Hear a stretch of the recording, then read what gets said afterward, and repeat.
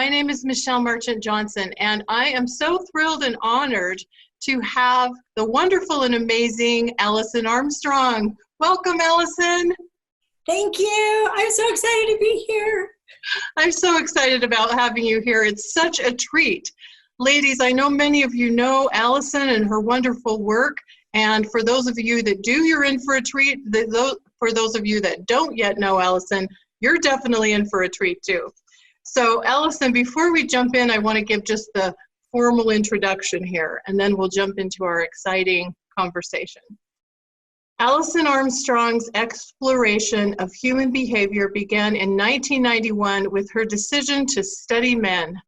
As she said, to bring out how I was bringing out the worst in them and hopefully how to bring out the best. Her success in understanding men naturally led to studying women's behavior and making vital connections between the two. Alison distinguishes human instincts that compel both men and women to behave in ways that contradict and undermine our own purposes, goals, values, needs, and relationships. She offers partnership-based alternatives, giving millions of people access to more fulfilling lives, loving relationships, stronger families, and productive organizations. Like I was saying to Alison before we started, I mean, what more important work to do in the world? So she's just doing so much for so many people. Alison is a sought-after speaker and thought leader amongst people with the desire to live empowered lives. Alison's philosophy and approach is frequently referenced and taught by other authors, speakers, business consultants, and therapists. And you can get more information about Alison and her work at her website, understandingmen.com. And on a personal note, Alison, I'm just so thrilled to have you because I really don't know of any other woman on the planet that knows more or has more to offer in terms of insights about men than you. So I'm just thrilled and honored to have you here. Thank you so much, Michelle. And, you know, I don't know if you know this about me. When I started studying men in 1991, I thought it would take 2 or 3 months to learn everything that was worth knowing about them.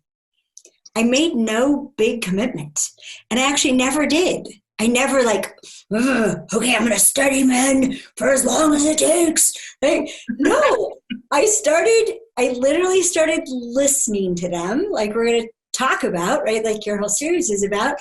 I started listening to them and just followed my nose.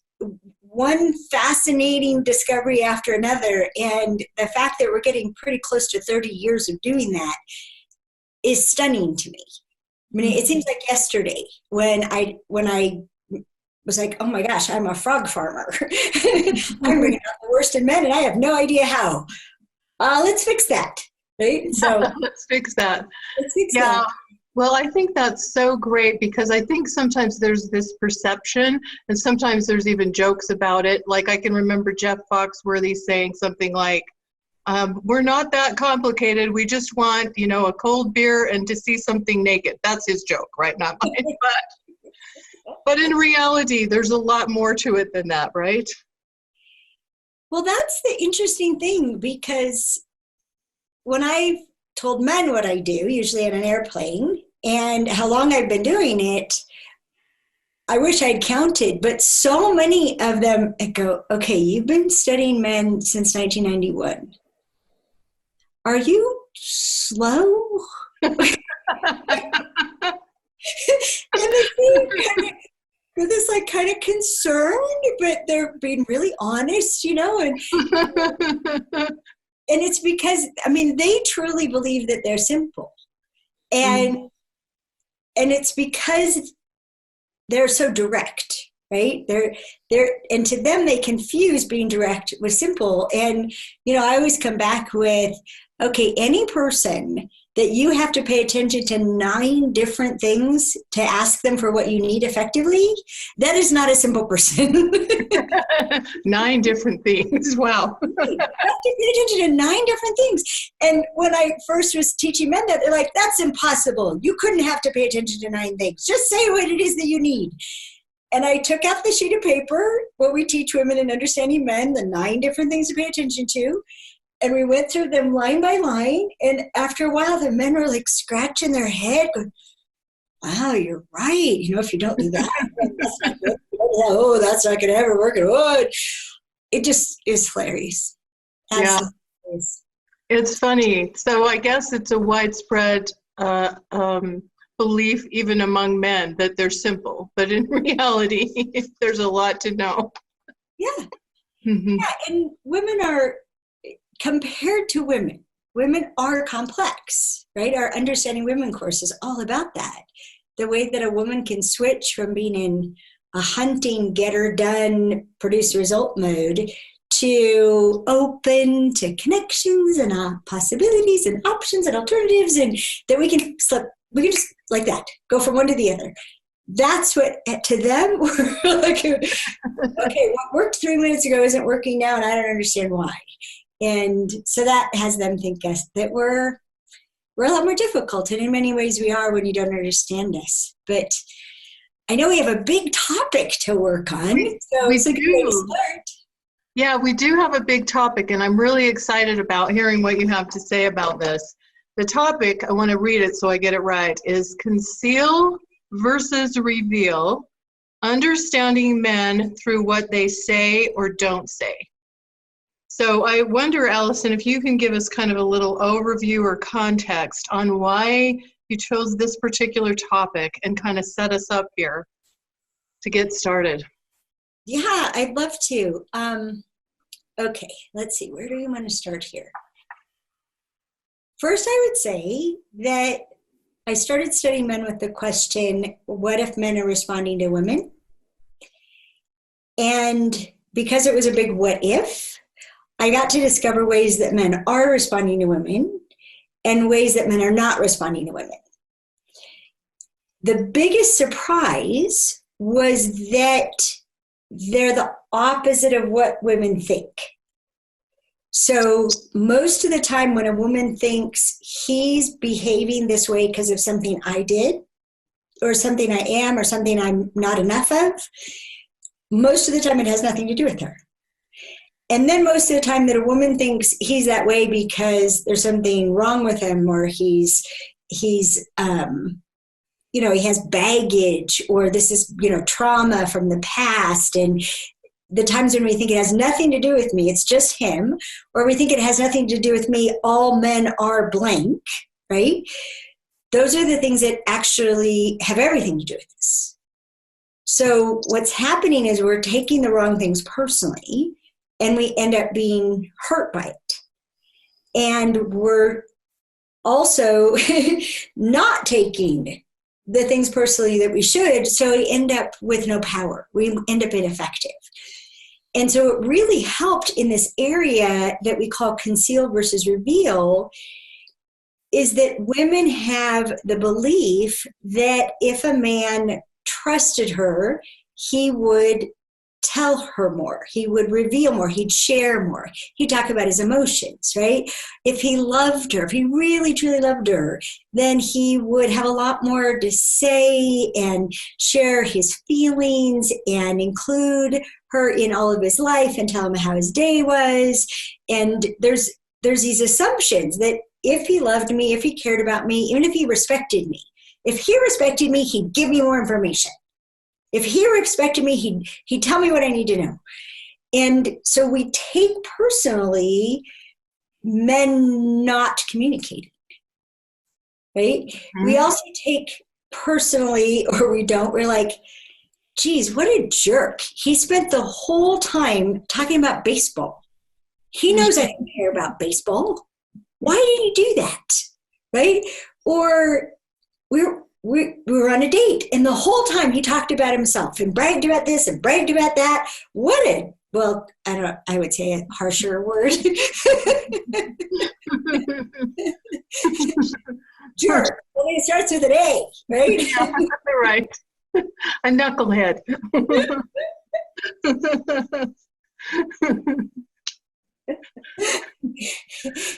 I remember my son when he was like 5 asking me, Mom, is ass a bad word? And I was talking about, bottoms, and then I was talking about burrows. So it not necessarily, could be, could not. And then he was real quiet, and after a little while he goes, what about just whole?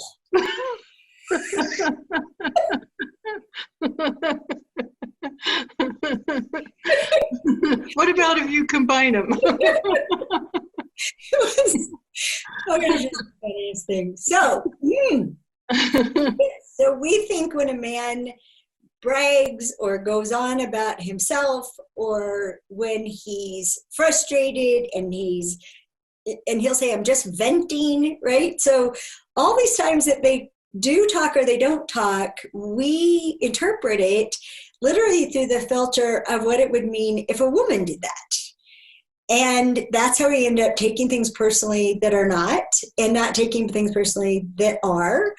And the breakthrough that I had in this, in trying to like figure out when do they not talk and when did they talk and why did they talk about what they talk about when they talk about it, the breakthrough I had was actually in seeing men as both protectors and providers, and finding out that even before that is what you would call procreate. So we were able to distinguish that there's a hierarchy of instincts. And this is why a man doesn't have to be taught to do any of this, right? This is something that little men immediately start doing, and big men and older men and young men, and nobody had to teach them to do it because it's instinctive. And if you think about it, procreate, which obviously is sex, but it's also building. It's creating anything. It's that drive to generate and cause something to exist that doesn't exist. And when a man is in that procreate mode, there are ways that he speaks, right? And procreate, then after procreate is protect. So when a man is in protect mode, a way to think about him is as a warrior. So he has a warrior's relationship to communication, right? So he has a relationship to communication. He has a warrior's relationship to communication. And then in the third instinct in the hierarchy, because one trumps the other, is provider. So he has also a hunter's relationship to communication, right? Okay, so if you can start to think about, depending on what mode he's in, it's going to determine his relationship to communication. And it's going to determine whether his relationship to communication is conceal or his relationship to communication is reveal. So is he in conceal or is he in reveal? And they actually make perfect sense once you start to connect the instinct that is determining what is the role of speaking and listening right here. So should I keep going? Do you want to say Yeah, anything? keep going, because we want to understand how we piece all this together. Okay. So if, for example, you're on a date and a man is talking a lot about himself, especially talking about his, sorry, I just thought of another thing men do on dates that they should never do. If he's talking about his ex-girlfriend and his ex-wife, just politely leave early, because this is a man who's actually not ready to date. Right. That is a man who is emotionally and mentally and potentially physically unavailable. So if he's going on and on about that, do not become his therapist. Become the person that gives him alone time. That's very, very good advice. You do not want to be his therapist. You don't want to be that. And what we've discovered is that, because we spend so much time teaching women how to listen to men really well, that being an awesome listener the way that we teach women to be at that time in a man's life, it isn't going to end up being good for you.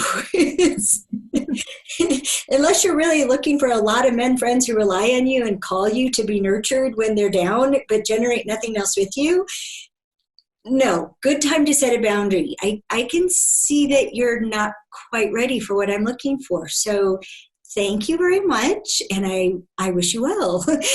Yes. Right? And if, yes, go and heal thyself. Go heal thyself. And if you can determine that on the phone before you ever go out with them, that's an even more efficient way to handle it. So when a man is on a date and instead he's talking about his accomplishments and he's talking about his resources and he's talking about what he knows and he's talking about his standing in a particular community. Well, I'm the chief of the septon section, right? Like I'm right in line to be I'm on track. I'm going to be this, right? Like if it's a man in his 30s or something, we'll talk about, okay, well, I'm right on track to become this thing that he's becoming. And so if they seem like they're bragging, that's actually a sign that he's really attracted to you. And so he's trying to impress you. His instincts are telling him to reveal all these things about himself. And you could call it peacocking, right? So he's displaying and he's showing you, okay, look at my feathers. Look at my feathers. Come with me, attractive female. And, yeah. and it's an instinctive behavior. And I tell men, if a woman is like a 10, 9, 8, maybe even 7 for them, they should just run, because they're really gonna act like jerks. I mean, they're like you're not gonna ever catch her, because how you behave is gonna be, it's not gonna fly. It's not gonna win you respect or appreciation. And the only thing it might do is get you laid if she's chemically attracted to you. So she's ignoring that she doesn't like you at all, but she's going to sleep with you anyway. Or she's economically attracted to you. You're creating economic attraction with your boasting. And so now what she wants to do is spend your money. Right. Is that what you're looking for? I mean, are you really like, what's on your list? A woman who wants to spend my money. So if you can see that this man is trying to be attractive to you, the thing that I would invite you to do is, instead of dismissing him, unless it's obnoxious, then of course, maybe look a little closer. That this is someone who is at risk because of what he thinks about you, right?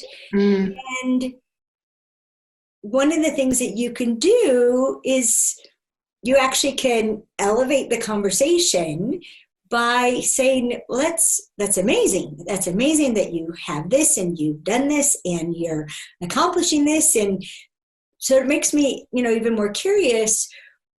Why did you pursue me? Right? Why did you ask me out? Why did you pursue me? Why did you connect with me?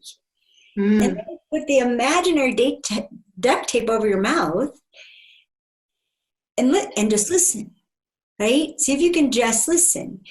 Now, so funny, I didn't know we were going to talk about any of this, but I feel like I so want to empower women, right? Yeah. Men taught me to love women, truthfully. I got to see women through men's eyes, and that had me fall in love with women who I didn't think were remarkable before I started studying men. I thought they were fine, but I didn't think they were remarkable. So I've taken on a lot of the ways that men are about women. I've become protective of what's magical about women, what's vulnerable about women, what's strong and special about women. And so that's where this is all coming from. So if you can ask that question, so what had you pursue me? And then listen, you're going to have a chance to be able to discern something we teach in the book called Making Sense of Men.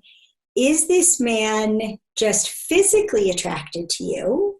Which means that you're literally appealing to the most primitive part of who he is.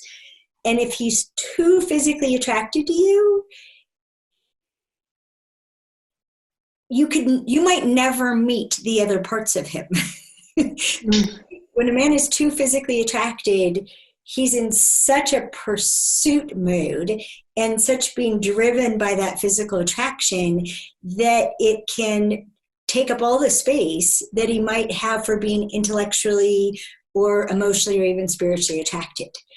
So if his response to why he pursued you is all about your physicality, like it's all about your beauty and your hair and your shape, and especially if they focus on your shape, your body. Yes, but I say shape particularly because as women we all have a type. We have a type of woman that we think is attractive, a certain shape, and even shape and size. And if we're not the shape and size that we think is attractive, we assume that we're not. Mm-hmm. Can you see that? Yes. So, yeah. And so then when a man is going on and on about our shape, we're like, okay, he's either crazy or, wow, my shape is really special. I should hang to him. He loves my shape, and he's the only man on earth that loves my shape, and so I should hang on to him for dear life.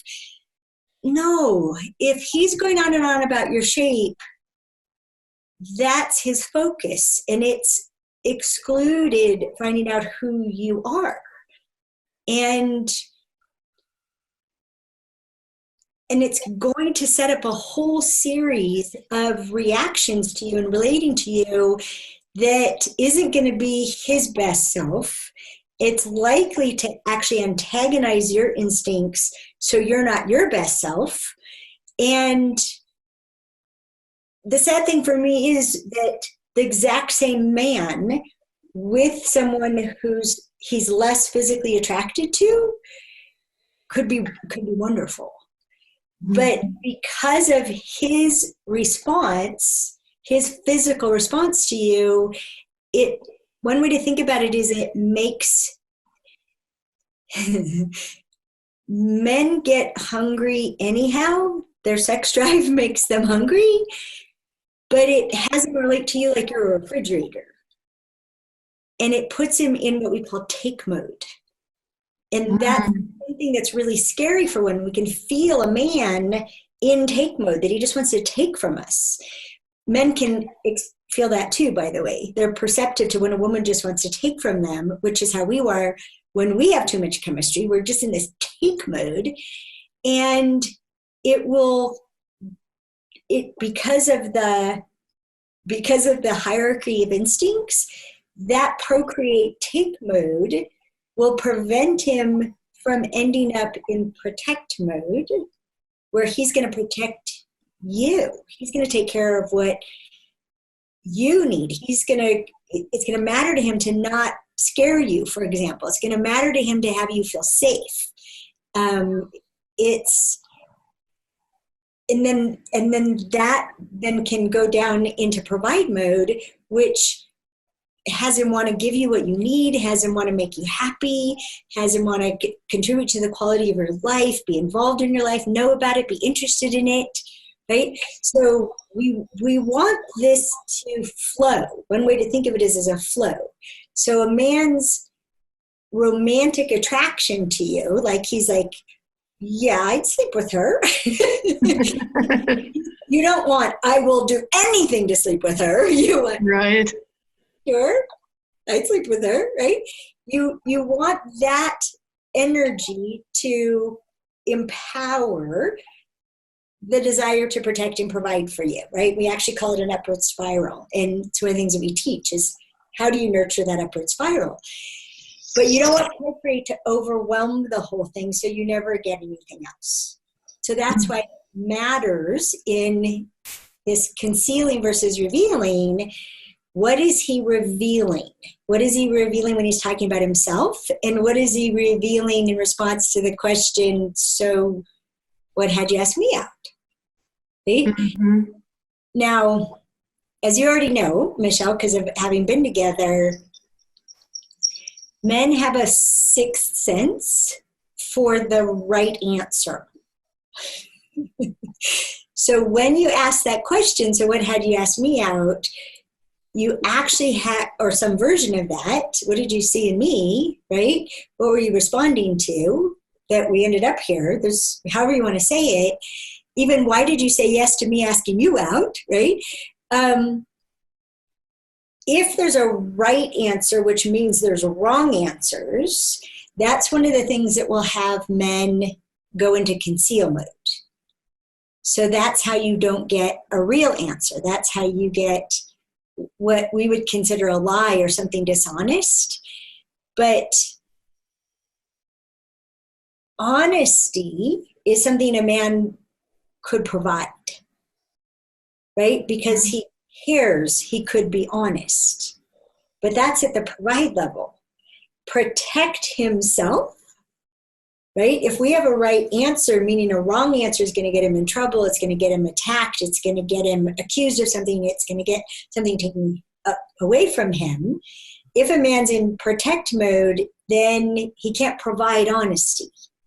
So that's why it matters so much that you could say that we're safe to talk to, right? That's how a man would say it. Wow, you're really safe to talk to. You're really easy to talk to, is how they would say it, because their alarms are not going off that they need to protect themselves from you. Mm-hmm. So if you're authentically interested, curious, you're just getting to know this person, you're finding out who they are and how you ended up here, and he's not going to be in trouble for anything. He's not going to be in trouble. You're not going to like punch him in the face or emasculate him. You're going to make choices for yourself and the boundaries you want to keep and what you want to allow and not allow. But there's, the way I like to say it is that all choices have consequences.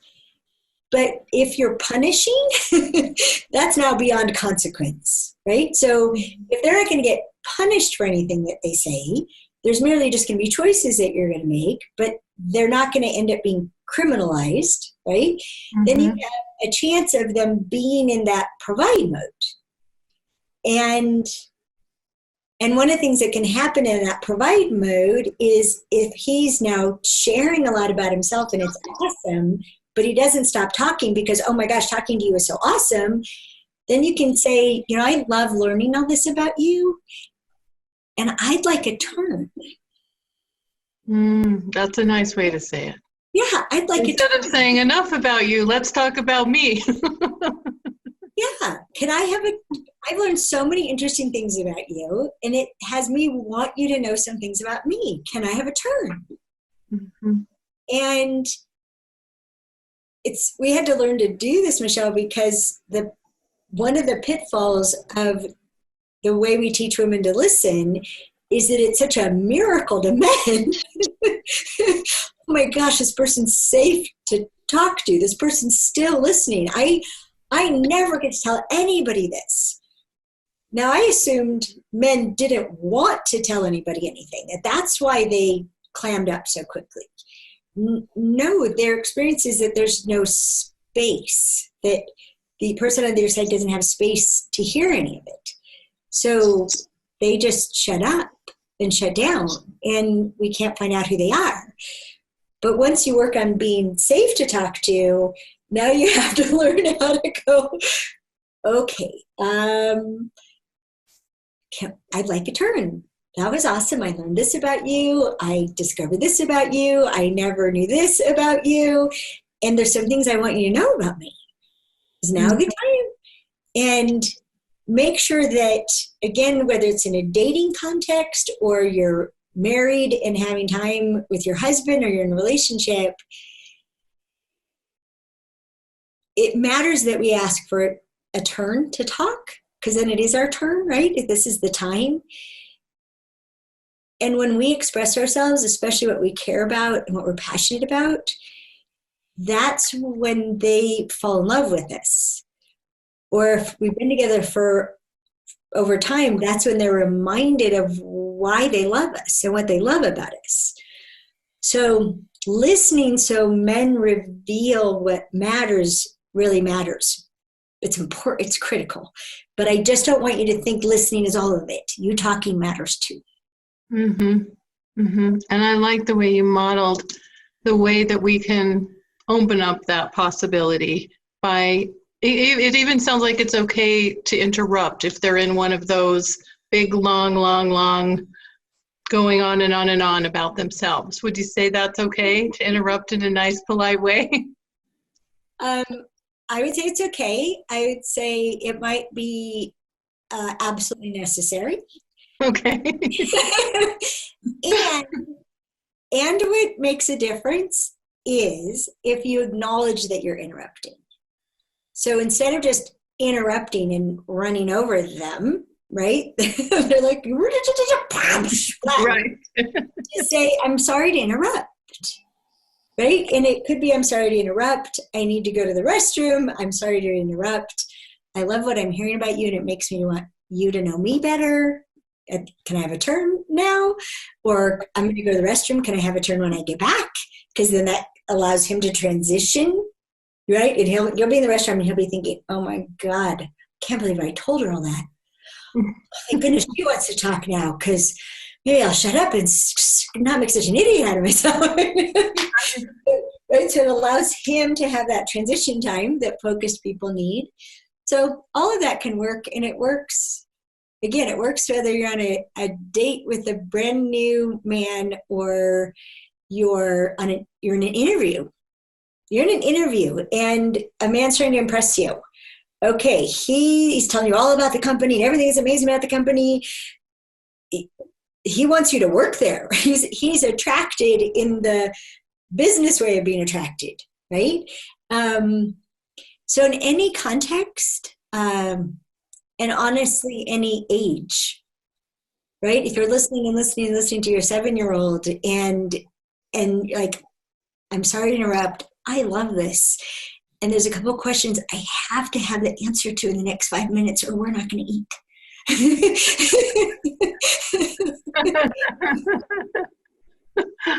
That's great. Yeah, and make sure you go directly to the questions. Don't do a whole preamble. But yes, interrupting well, I think, is an important.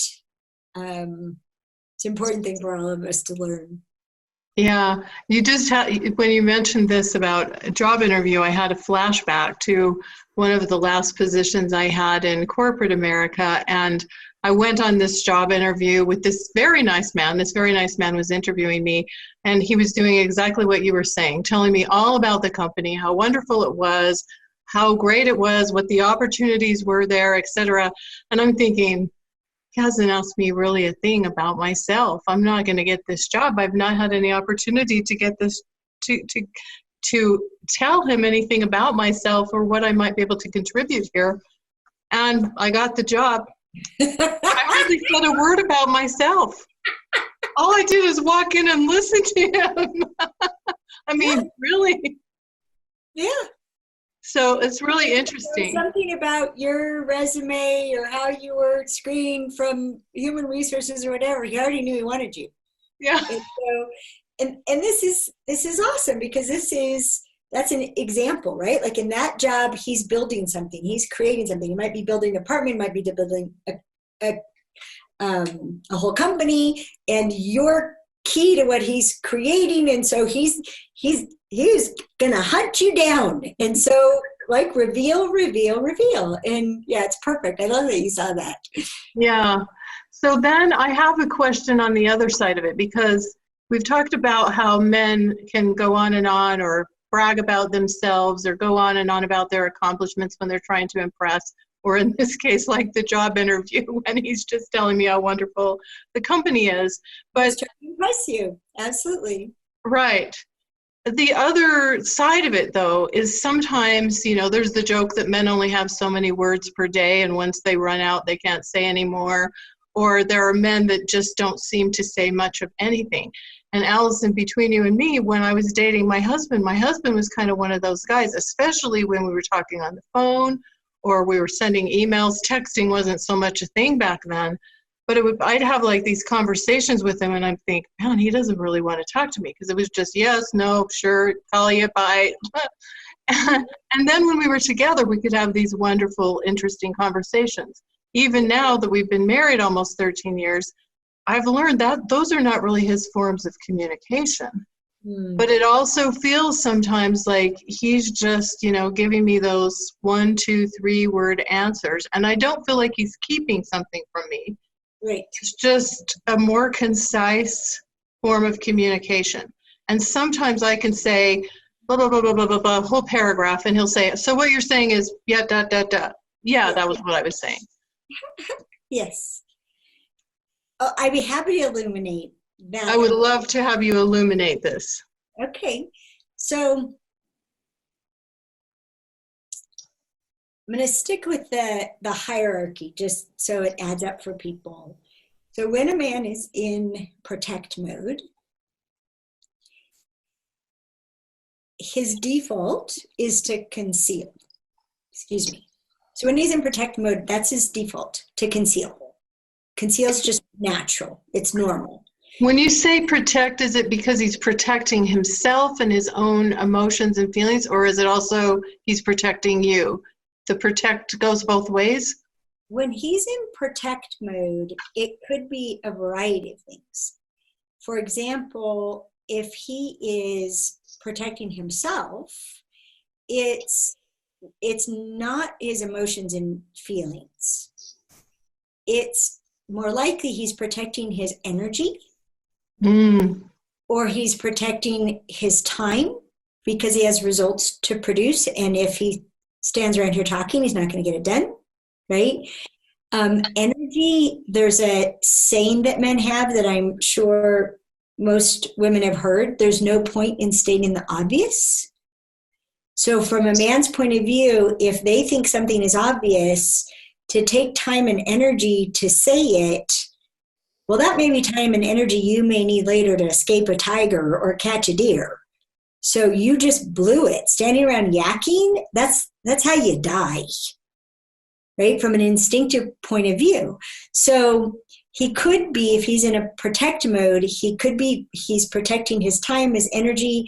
He could even be protecting his focus. He's protecting his state of mind. And this is something that we as women, I don't know if I'll ever know everything about it, right? Mm-hmm. Even with way past menopause, bioidentical testosterone replacement, all the ways that I'm getting to know men better by how I'm taking care of my own body, and I've become even more focused than ever, I still am nothing compared to what it's like to be a man. And like Greg has like 6 times more testosterone than I have. As younger people, there were times when he had anywhere from 15 to 30 times more testosterone than me. And so that committed state of mind focused on producing a result, the brain automatically screening out everything it considers irrelevant. This may sound really strange, but to a man, that's freedom. To a man, that's peace. He is at peace when he's focused on a result. So he's protecting that state of mind. And if you're like texting, asking a question that requires a different state of mind, requires a decision, for example, a choice, a preference, if he cannot answer, he will not answer, right? And even to not even have looked at it, we make this assumption that men are like women. If the phone buzzes, we instantly check it because we think differently and we have a different reaction to the connection being made right there. Oh, who is it, right? We have this little thing that happens in our bodies. Yeah. So we assume if a man's not responding for hours, he's ignoring us, right? Or he doesn't care, he doesn't want to, or we take it personally, instead of no, he's not ignoring you. He's focused on something. And one of the things that helps to remember, especially if this is your man, he's producing results in order to be able to provide for you. Mm-hmm. He's not ignoring you. He's providing for you. He's doing what he does for you. And that's one of the things that we misinterpret a lot. So he could be in that protect mode, right? Of his time, his energy, his resources, and his state of mind. Or he could be in a provide mode. But if you think of a provider as a hunter, when do hunters talk a lot? Not when they're on the hunt. Not when they're hunting. Hunters talk a lot. Hunters talk a lot when they're strategizing and when they're storytelling. Right, around the campfire, telling about the big hunt. Yes.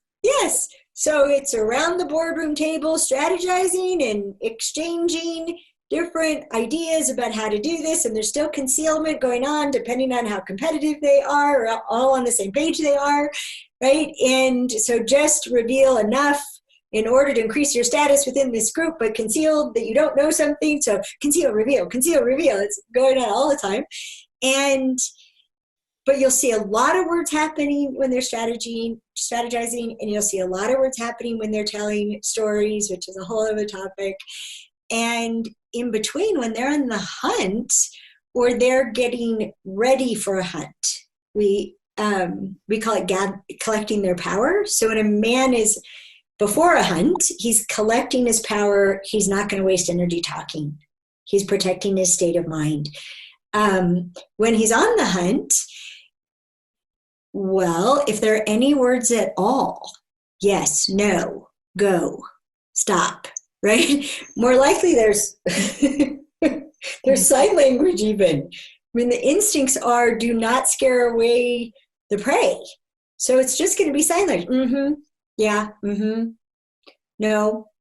Like you can't even get a no out of them. They just shake their heads. Honey, do you want some? I'm going to the kitchen. You want something to drink? Mm-hmm. It's just, they just shake their heads. Or you kind of were going, hello, I'm here. Yeah. So that reveal, it's need to know. It's need to know, like need to know and need to know now, right? So there's something that men taught me. Oh my gosh, I'm so grateful to them for it. Their mind is naturally looking for information when it's relevant, when it's what they would call actionable. So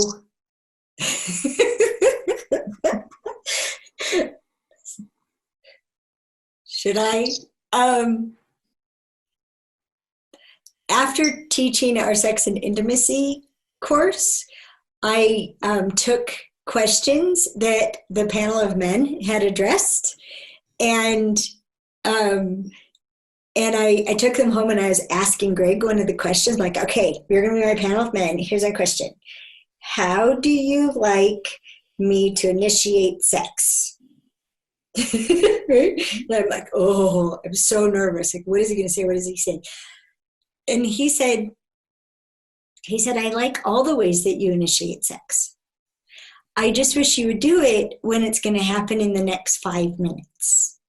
Mm. He just looks at me. So, yeah, in the next 5 minutes, when it's going to happen in the next 5 minutes. So I was initiating sex the way it works for most women to have sex initiated, especially in a committed relationship, where I would let him know in the morning that I'd like to have sex with him that night. Because if a woman thinks she's going to have sex, she naturally changes her pace and starts doing things that build oxytocin, which makes us available for sex and makes us able to have orgasms. So we are like a self-cleaning oven. If we know we're going to have sex, a lot less foreplay is required because we took care of it. And in our Understanding Women course, I'm telling men, quit surprising us. Like, that's shocking. Right now? What do you mean right now? So, yeah, so this is one of the things a lot of women will be the ones that are planning ahead. What are we going to do next weekend? What are we going to do for our vacation at Christmas? What are we going to do? And we're trying to get information out of men, and it's occurring to them that this isn't actionable. We don't even know what the budget is. We don't even know how much time we can get off. We don't even, this is a stupid thing to talk about. It's a waste of energy to address that question now. And so that's one of the reasons why they just don't answer. And they don't even, it doesn't occur to them, because to them it's obvious, this is not actionable, therefore we're not going to talk about it. It doesn't occur to them to say, I'll be ready to talk about that in like 4 months, right? In November, we'll talk about Christmas. Exactly. When we have these facts, I can talk about it. Or on the other side of this project, I can talk about it. I know I've had the experience with my own husband where I'm talking about something and I'm asking for feedback or asking for his thoughts or opinions or preferences, and he's not saying a word. He's not saying anything. He's just like, I'm like, is he there? Is he hearing me? And I've even said, this is probably a mistake, but I've even said to him, now this is the part where you would say something back to me. But knowing him as I do, I know that he's not an insensitive or uncaring man, but I also know he's very much single focused. And when he has something on his mind, he's not able to jump all around like I am. Yeah, it's great that you see that. And I mean, they love us, and they have different ways of showing they love us, and protecting us and providing for us is one of them. But they don't know what makes the biggest difference, right? They're trying to figure it out all the time, what makes the biggest difference. But if you ever think men are clueless, it's because we don't give them enough clues. And for Greg, I mean, we've been together for, 27 years. And it was just a few years ago when I finally articulated, right? I just kind of been sort of hurt and unsettled for years. And then I finally articulated, when I sneeze and you say nothing, I feel unsafe. Like, you didn't even notice that I sneezed, so would you notice if a tiger dragged me away? And he's like, oh my gosh, really? I'm like, yeah. So if I sneeze and you say, God bless you, it just settles my whole nervous system. Like, oh, he's here. He's aware of me. He'll save me. He said, well, I want you to feel that. Like, well, thank you. And he took it on. He just took it on. And it's astonishing to me. I'll be some other place entirely in the house and I'll sneeze and I'll hear, God bless you. He's paying attention to me. He's paying attention. But he didn't know it mattered. And that thing that women naturally do, God bless you, thank you, right? He had to learn to say thank you, because if he sneezes and I say God bless you and he doesn't say thank you, then he's not paying attention to me either. Yeah.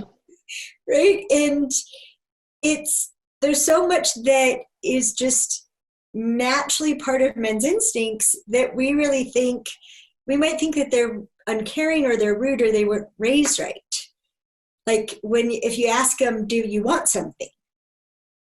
They think you're asking just a factual question, right? Do you want some dinner? Do you want something from the fridge? I'm going to get some ice cream. Do you want some? No. And that's complete. You asked a question, they provided the answer. Unless they're like my little brother, who my mother just drilled into him, no thank you, no thank you, no thank you, right? Unless somebody did that like crazy, my mother's kind of crazy about it, then what's just natural to them is just to say no. Yes. Mm-hmm. No. To Yeah. them, providing the answer. They're providing information. They're providing the fact. Was there something else I was supposed to do? Yeah. Yeah. This is so helpful and so fascinating. And I think that it, I mean, personally, it's giving me some insights into my own communication with my husband. And I'm sure it's enlightening, and light bulbs are going off all over the place for women in our audience, too. So I know one of the big complaints, maybe we might call it, that women have about men, and this isn't universal, but you hear this frequently, that he's not as expressive as a woman might like him to be about his feelings. He doesn't say, I love you enough, or he doesn't verbally express those kinds of words and feelings and emotions that women might long to hear. So I'm wondering what you have to share about that. So I know personally, a lot of times men show love through their actions. And my husband and I have jokingly talked about this and have said, and I've said, you know, I want you to tell me you love me every day, or else I think you might have changed your mind. And he's like, well, of course I haven't, but I'll tell you every day if that's what you want. And I'm like, yes, that's what I want. Yeah. But in general, I know sometimes when women are dating a man or getting to know a man and things are starting to move in what feels like a good direction, a lot of times men are not verbally expressing their feelings about the woman. Oh boy. Okay. Here's a huge topic. I love what you said. You remind me of that joke of the man and woman who went to therapy, and he asked what was the problem, and she said, he doesn't tell me that he loves me. And the husband said, I told you I loved you when I asked you to marry me 25 years ago. Right. If I changed my mind, I would have told you. Right. But it's really interesting because, okay, there's so many parts of this. Okay, I'm looking at the time. Okay, I can do all these parts. So testosterone and estrogen have different effects on the brain. One way to think about it, especially if you cook at all, is that testosterone creates like a stainless steel mixing bowl. Okay, anything you put in there, if it doesn't evaporate, it'll be there 100 years later. Right. Whereas what estrogen does to the brain is it makes a colander. It makes a sieve, whatever word you want to use. So women are leaky.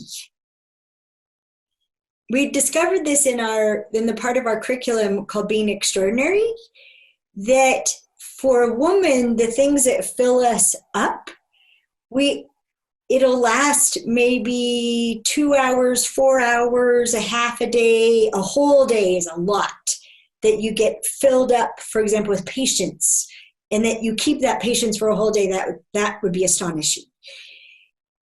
Men, the same thing that would fill us up for a half a day could fill them up for a week. That stainless steel bowl. So both men and women project onto each other, right? So if you tell your husband once a week that you love him, especially if you touch him when you say it, I love you, honey, it's not going anywhere. Unless you do something terribly unloving, it's going to, she loves me, she loves me, she loves me, she loves me. It's going to stick.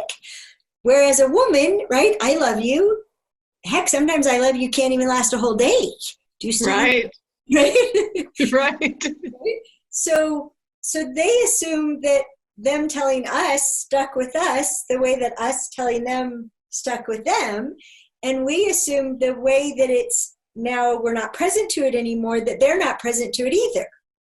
So we keep providing for the other person what we need, and we keep not providing for the other person what we don't need. Mm-hmm. this is why this conceal reveal thing is so important, because both men and women, our instincts really tell us, they say don't ask and don't tell. Like, don't ask, because if you ask, you're revealing your stupidity or you're revealing your desire. You're exposing yourself by asking. And if you tell someone what you need, you're exposing yourself by, none of us are supposed to need anything in the first place. Right. To a man, a need is a weakness, and to a woman, a need means she's high maintenance, and you never want to be that. Right? Need is needy, right? So both men and women have instincts that say don't ask and don't tell, right? So it basically leaves us with that what both men and women reveal is what we think makes us more attractive to somebody, right? And we conceal everything else. We conceal everything that matters. So if you start with that piece, and then I got to fix something. Women, we have an innate relationship to feelings, that they have a location here in the middle of our chest, that they matter. They're our truth, right? That's how we know it's true. It's right here in the truth center. And so this is why we keep asking men about their feelings. How do you feel about me? Well, I've talked about women having these feelings in their chest, and when their feelings get hurt, the terrible things that happen in the middle of our chest. And one man said, I've had indigestion. Because the feelings that we have, which men have said, why do women make their feelings the center of everything? I didn't make them the center of everything. They're already the center of everything. Right. You're in the center. Right. Right? But when I started asking men about where do you feel different feelings, where do you feel happiness, for example, they don't feel happiness in the same place as us. They don't feel fear in the same place as us. They don't feel shame. That's probably the closest we feel in the same place. It's in our gut. So men's feelings are not in the center. And another thing that we talk about at length in Understanding Men, which and in the Queen's Code, right? That in the Queen's Code course and book and everything that I'm doing this summer, men don't trust feelings. They trust gut feelings, but they don't trust any of the others. And for sure, they don't trust emotions. So they don't trust anger. They don't trust fear, things that light up the whole body. And they actually have disdain for people, including themselves, for making decisions based on emotions. So as a woman,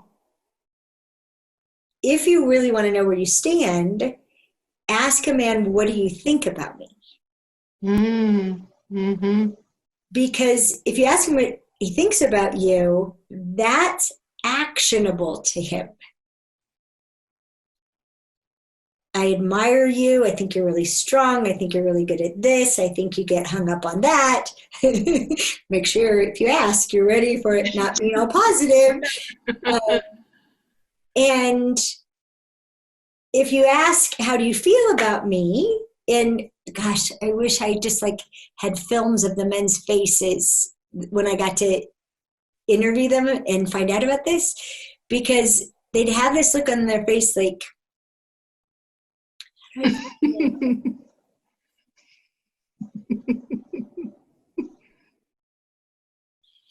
and I call it hunting for a feeling. They're looking for a feeling.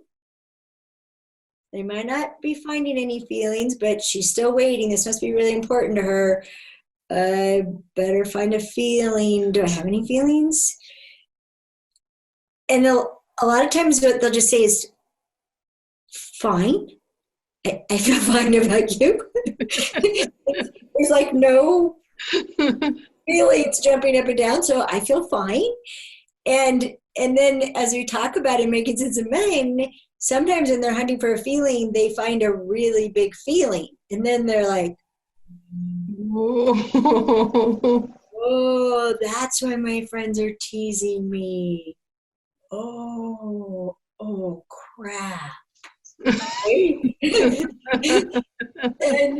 And if they're willing to reveal it, it's huge. It's huge. When they find that feeling, if they're willing to reveal it, wow, that's saying a lot about their willingness to be exposed, what they have at stake, all how at risk they are.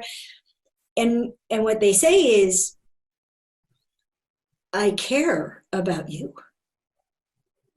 Mm-hmm. And women think that's terrible. Like, oh crap. We want him to say, I love you. And he says, I care about you. And I did a whole piece with men on the difference between I love you and I care about you. And the men, no exceptions, every man who came to the microphone reinforced that I care about you is bigger than I love you. Really? Yeah. That's fascinating. I care about you I care about you to them is this enormous expenditure of energy. Just to care, to be willing to care. And it's actually, it's present a lot in like movies that men have produced, never that women have produced. In movies that men have produced, that to them to care is to lose their freedom. Mm. Yeah, now they're not free and now they're vulnerable. To care about someone, now they're vulnerable. And not just to be hurt by that person, but that person could now be used against them. That's now their Achilles heel. You hurt, I will do anything to keep you from hurting that person. And it's often terrifying for them. I know a man who met a woman online and they were like talking and exchanging information, and then he met her in person and found out later his reaction was literally, oh shit, I could really care about her. And it was just like all the doors opening, all life, all his plans, all his determined rigor, the course of his life, everything now was at risk. And their second date, they went to get her a kitten, and he bought the sister kitten. Their second date, they're having conversations about how the kittens will live in her apartment because he can't have a kitten now, but if they stop seeing each other, what will happen with the, I mean, they had a whole discussion. And I got to tease him about this because he's about to become my son-in-law. And I got to tease him because he was like, well, my plans used to always turn out until I met Claire. And this was like 10 minutes after he proposed to her, which he wasn't supposed to do for a lot longer in the plan, right? Right. And when he said that to me, I just shrugged and said, maybe that's what happens when you meet the person you're not willing to live without. Mm-hmm. And the look on his face, he's like, yeah. Yeah. So this love and saying I love you, they can, but they've got to know it provides something for you. So if they say I love you and you don't brighten up, you don't come in for a hug, you don't smile, that real smile, then that was now a waste of energy, right? So he's going to protect his energy by not saying I love you because he literally, there's no return on it. Mm-hmm. And it doesn't mean he doesn't love you. It's just like, oh boy, I just know what time it is. It's just like if a man keeps telling you that you're beautiful and you argue with him, you point out your flaws and tell him how he's wrong, he stops telling you you're beautiful. Mm-hmm. Yeah. Yeah. Yeah, this has just been so much fun, and I just really appreciate how generously you've shared. And I'm just so grateful to you, Allison, for who you are and what you do, and how generously you share, because you have so much wisdom, and it's just really a gift, really a blessing. Well, you can tell it lights me up. I love to get to do this, so thanks for the opportunity. And of course, being in your space is a delight. And everybody, just good luck with the panel and taking all the jewels. And if they disrupt who you think men are, good. Yeah. That's good. Keep listening. Yeah, keep listening. If Allison can be studying men for this long and still be discovering more, we all have a lot of opportunity here, don't we? Yes, yes. Thank you, sweetheart. Thank you so much, Allison. It's been such a joy to be with you. And ladies, please join us for more. Take good care. Bye-bye.